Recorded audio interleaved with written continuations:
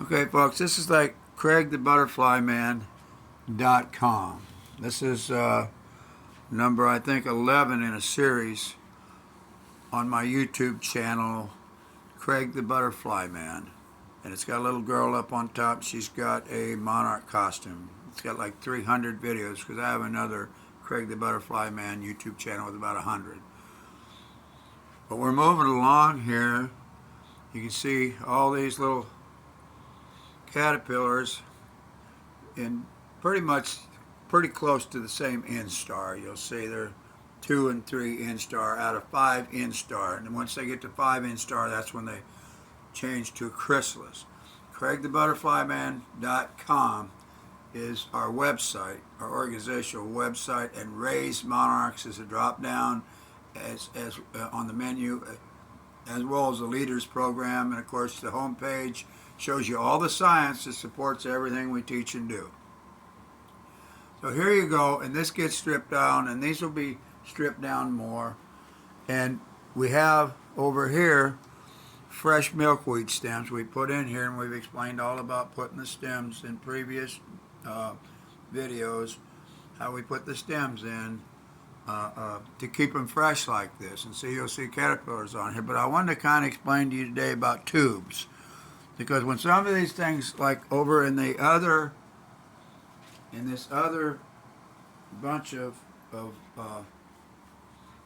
stems that are in this 1-gallon jug, sometimes we'll take these out to introduce caterpillars without having to touch them, to introduce caterpillars into these new stems so they can continue to develop.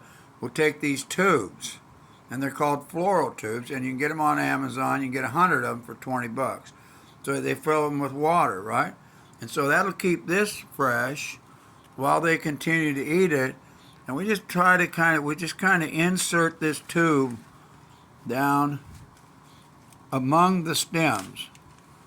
And see, that's a tube in there now, but that's going to stay fresh. It's not like just inserting a stem that's not getting water, because obviously these can't go all the way down into the water, but they have enough water that they will keep things going while these caterpillars finish eating this and they crawl off onto other leaves. And we have to kind of, when you're raising, well, some people, I'm saying in this 2 foot by 2 foot by 3 foot hatchery, which we go over this in previous numbered videos. This is a 2 foot by 2 foot by 3 foot hatchery. It's from Rest Cloud. You Google butterfly habitat cage hatchery. They're like $30. Sometimes Walmart has them on there, but not very often. They're $15 for actually the same hatchery. But anyway, you're going to keep on adding these, and then obviously, when they get to the 5th instar, they'll all find their way to the top, and you could have as many. Now, I've had a couple hundred, but I'm only recommending that, you have enough eggs, and you try to count enough eggs so that you only end up at the very most, 100, some people 50. Some people like to do 10 or 20. That's up to you, folks, but you got to count the eggs, because actually what we teach is netting a monarch in the wild that you see laying eggs, because everything works together that way. They lay the eggs, they go through the instars at the same time, they all come out of their chrysalis at the same time. You disinfect your hatchery at the same time, and you've done a batch, basically. But if you just go collect eggs and keep adding them in, and they're all different sizes and stuff, it gets to be kind of a mess. But you can, if you're only going to do 8 or 10, you can go out and you can harvest stems with eggs on them. I mean, I'm not against that, especially for people with the first season.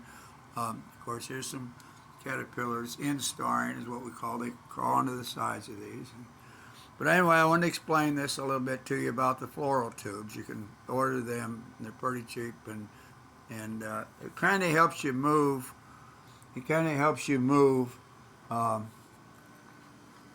caterpillars when you start out with one of these.